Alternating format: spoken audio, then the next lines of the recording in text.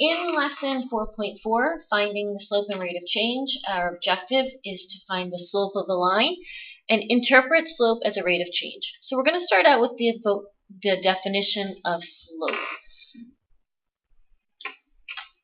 Make sure it's nice and big for you guys to see.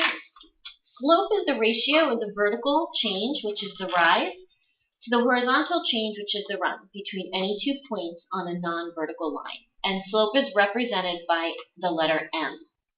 So let's copy that down. The ratio of the vertical change, that means going up and down. Can't make it too big so you can't see it. So it is the ratio of the vertical change,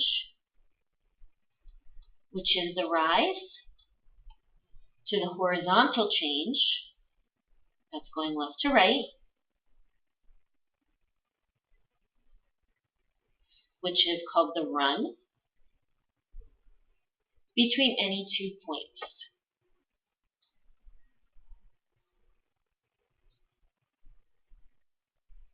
On a non-vertical line.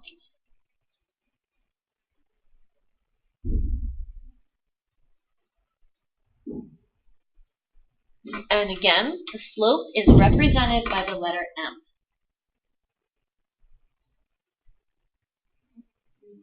Represented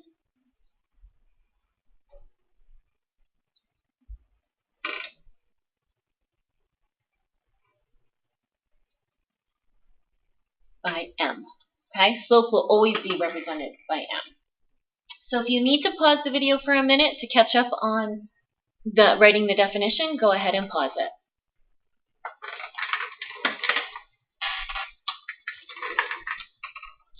All right, now we write slope. Another way to write slope is M equals the rise over the run. An easy way to remember that, think about waking up in the morning and you have to rise before you run. When I'm thinking about slope, I often think about a staircase.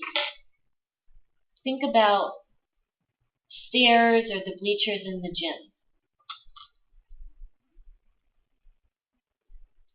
The rise is the vertical part. I'm going to point to that right there. So it is the change in rise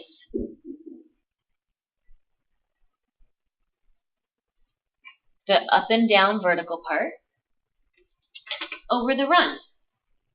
And the run is the part of the steps you put the stairs you put your feet on. Okay, so it is the change in run. And again, we can label the vertical part, the rise, and the horizontal part is the run. Remember, slope equals rise over run. You have to rise up in the morning before you can run. And again, if you need to pause it to copy that, go ahead and pause the video. The next definition that we have is the rate of change. The rate of change is just another word or phrase for slope. It's when we talk about quantities though, so we'll talk about the rate of change more when we look at word problems. The rate of change compares a change in one quantity to a change in another quantity. So let's write that.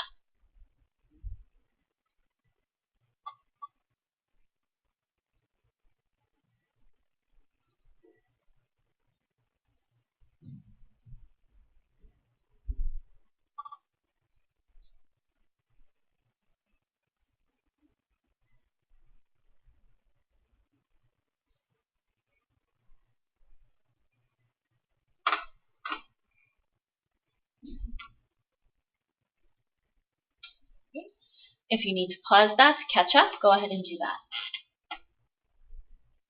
We use the slope to find the rate of change.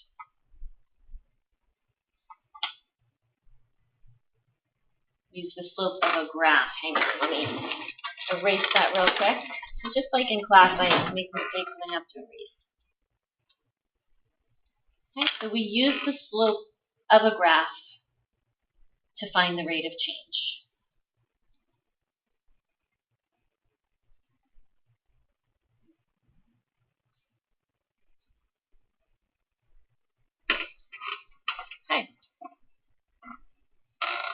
times throughout the video. If you need to pause, go ahead and do that. Finding the slope of a line. The slope of a non-vertical line passes through 2 points, x1, y1, and x2, y2.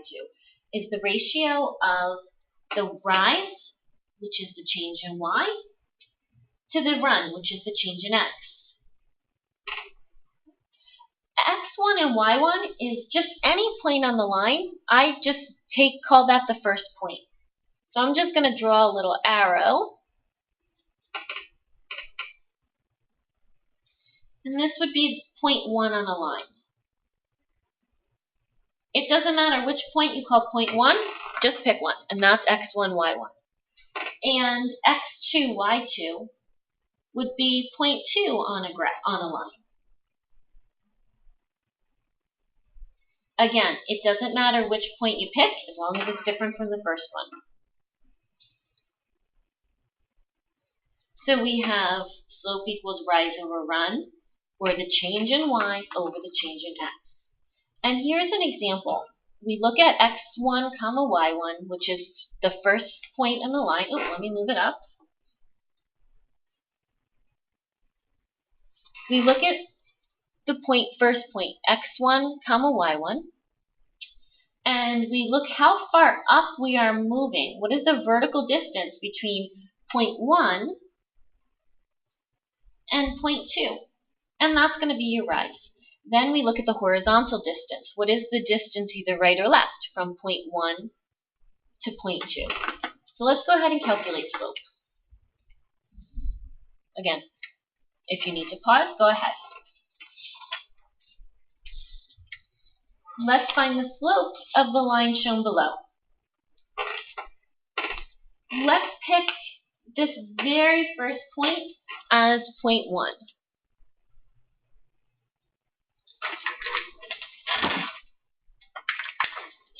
I'm going to write it again over here, that slope, or m, equals rise over run. And we're going to find our rise. So we go from point 1, which is -1, 2. We're going to see how far up we're moving. So take your pencil or pen and move up. So as you can see, we are moving up 3 units. That's our rise. Then we take our pencil and we move 1, 2, 3, 4 units to the right, and that's our run. So the slope of line A, which they give us the points, is 3 over 4. And we write slope as a fraction. All right, let's move on to B. Take a look at B. The line is slanting a little differently. Again, we can start with any point on the line. I'm going to start with this point at the bottom. And we're going to see how far up we have to move to get to our second point, which is 1, 4. So I'm starting at 3, -2. I'm going up 6 units. If I go up 6 units, my rise is 6. But take a look here. Now I'm moving left. I'm moving left 2 units. When we move left, we would say that's negative. And we always want to simplify slope. So we'd simplify 6 over -2 as a slope of -3. When we move left, it's a -2 units. And notice how the line slants downward. When your line is slanting downward, we're going to have a negative slope. So let's fill in the bottom. Now, I showed you how we moved, but now we're going to use the slope formula. And the slope formula, let's put a line here, is y2 minus y1 over x2 minus x1. Using the slope formula, we can find the slope without a graph. So if you look, we are just going to use the points that were given. We're going to I'm going to do this over on the side. We're going to call our first point from above. This is example A, -1, 2. We're going to call that x1, y1. And I always write x1, y1 on top so I know which point I'm using. And our second point is 3, 5.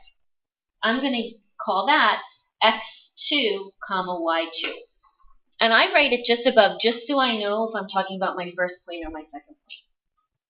And we're going to use the slope formula to find the slope just using coordinates, so we don't have to do that on a graph.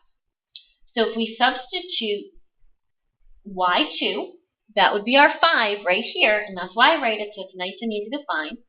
5 minus 2, 5 minus y1, which is 2, over x2 minus x1. x2 is 3 minus -1.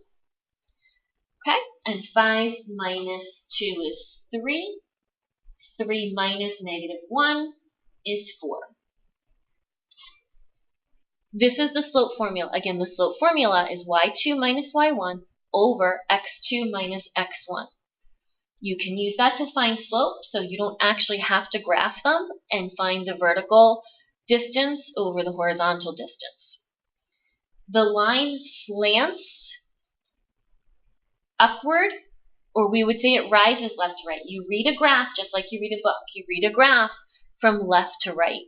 It slants upward from left to right, or we would say it rises from left to right. So therefore, the slope is positive. And you can see from our calculation that the slope is positive. So this was example 1A.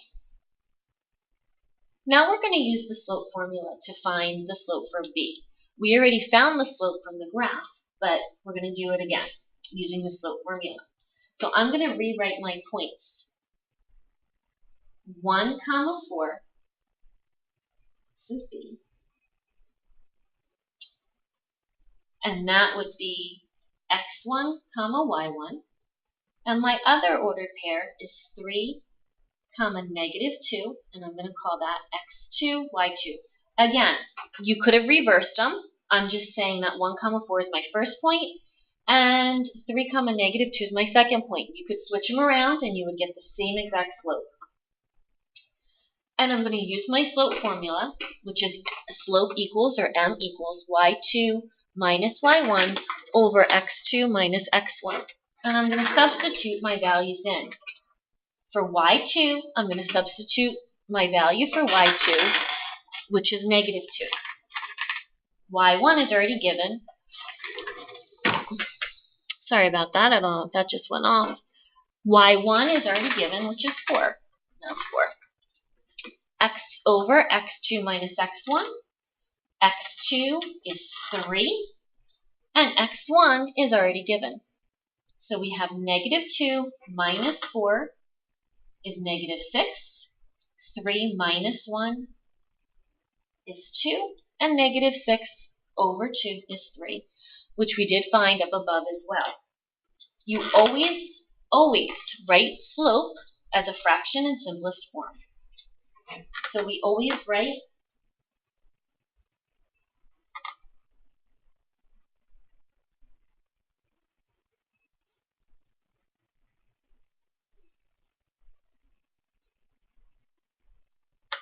it as a fraction or improper fraction, never a mixed number.